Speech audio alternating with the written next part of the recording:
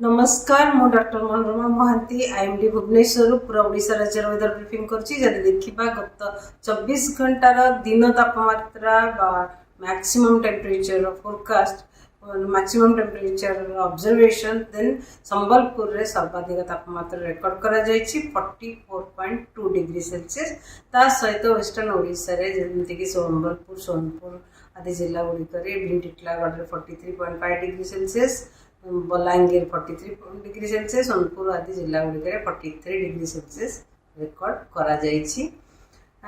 सर्वाधिक वर्षा रेकॉर्ड करा जायछि अनुगुल ठारे 8 मल्लिक रे 75.2 मिलीमीटर और अनेक स्थान रे राज्य अनेक स्थान रे वर्षा सहित बिजुली घड़घड़ी एवं झटका पवन मध्य रियलाइज होइछि।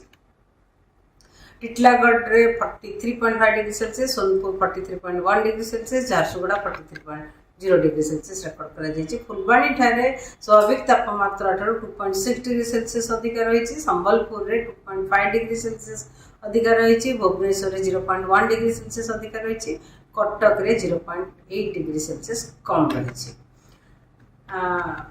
जब देखिबा आगामी 5 दिन फोरकास्ट रे आगामी 5 दिन पर्यंत कालबैशाखी इम्पैक्ट रहिबार संभावना रही। आगामी 24 घंटा मयूरभंज, केउंझर, देवगढ़, संबलपुर, अनुगुल, झारसुगुड़ा, सुंदरगढ़ जिले में ऑरेंज अलर्ट जारी करा जायछि, जोटारे कि वर्षा सहित बिजुली घड़घड़ी झटका पवन 50 ରୁ 60 किलोमीटर पर आवर रहिबार संभावना रही। किंतु केउंझर जिले में गोटे किंबा दुईटा स्थान में प्रबल वर्षा पारे। अलग जिला गुड़िक येलो कलर वार्निंग जारी करा जायछि, जोटारे कि गोटे किंबा दुईटा स्थान में वर्षा सहित बिजुली घड़घड़ी झटका पवन 50 ରୁ 40 ରୁ 50 किलोमीटर पर आवर रहिबार संभावना रही।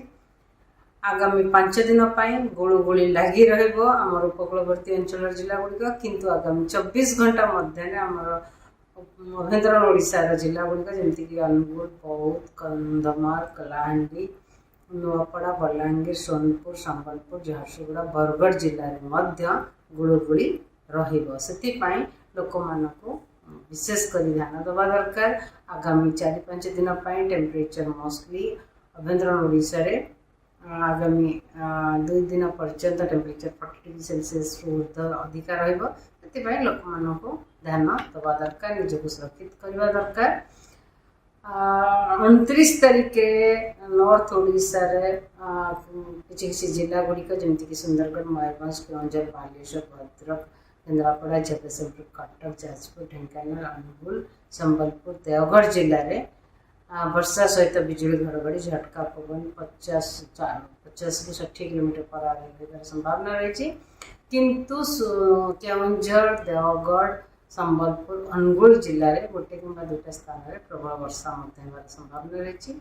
अलग जिला गुड़िक येलो अलर्ट जारी करा जायछि, जोटारे कि गोटे किंबा दुईटा स्थान में वर्षा सहित बिजुली घड़घड़ी झटका पवन 40 ରୁ 50 किलोमीटर पर आवर रहिबार संभावना रही। 29 तारिख रे आम उपकूलवर्ती अंचल जिला गुड़िक गुलुगुली लगी रहिबो। 30 तारिख रे आमर नॉर्थ ओडिशार उत्तर ओडिशार जिला गुड़िक जमीक मयूरभंज, केउंझर, ढेंकानाल, अनुगुल, संबलपुर, बरगढ़, देवगढ़, झारसुगुड़ा, सुंदरगढ़ जिले में ऑरेंज अलर्ट जारी करा जायछि, जोटारे कि जिला में गोटे किंबा दुईटा स्थान में वर्षा सहित बिजुली घड़घड़ी झटका पवन 50 ରୁ 60 किलोमीटर पर आवर रहिबार संभावना रही। सहित संबलपुर, झारसुगुड़ा, सुंदरगढ़ जिले में गोटे किंबा दुईटा स्थान में प्रबल वर्षा अलग जिला गुड़िक येलो अलर्ट जारी करा जायछि, जोटारे कि गोटे किंबा दुईटा स्थान जिलार गोटे दुईटा स्थान में हल्का मध्यम वर्षा सहित बिजुली घड़घड़ी झटका पवन 40 ରୁ 50 किलोमीटर पर आवर रहिबार संभावना रही। 30 तारिख में मोर उपकूलवर्ती अंचल जिला गुड़िक गुलुगुली लगी रहिबो। 31 तारिख में उपकूलवर्ती अंचल जिला गुड़िक सहित रायगढ़, कोरापुट, मालकानगिरी, मयूरभंज, केउंझर, सुंदरगढ़ जिले में हल्का मध्यम वर्षा होबार संभावना रही। सहित झटका पवन 50 ରୁ 60 किलोमीटर पर आवर रहिबार संभावना रही। केवल गंजाम, गजपति जिला को अलग जिला गुड़िक झटका पवन 40 ରୁ 50 किलोमीटर पर आवर रहिबार संभावना रही। गुलुगुली आम उपकूलवर्ती अंचल जिला गुड़िक लगी रहा। सहित 6 तारिख 1 तारिख 1 जून आम उपकूलवर्ती अंचल जिला गुड़िक सहित रायगड़ा कोरापुट मालकानगिरी मयूरभंज केन्दुझर संबलपुर जिले में गोटे कि दुटे स्थान में वर्षा सहित बिजुली घड़घड़ी झटका पवन जो पवन गति 40 ରୁ 50 किलोमीटर पर आवर रही संभावना रही। इवन 1 तारिख 1 जून में आम उपकूलवर्ती अंचल जिला गुड़गुड़ी लगी इवन 2 तारिख आमर उपकूलवर्ती अंचल जिला गुड़िक सहित रायगड़ा कोरापुट मालकानगिरी जिले में बिजुली घड़घड़ी सहित झटका पवन 40 ରୁ 50 किलोमीटर पर आवर जिलार गोटे कि दुटे स्थान होबार संभावना रही। ता सहित 3 तारिख पागर स्थिति समान रही संभावना रही।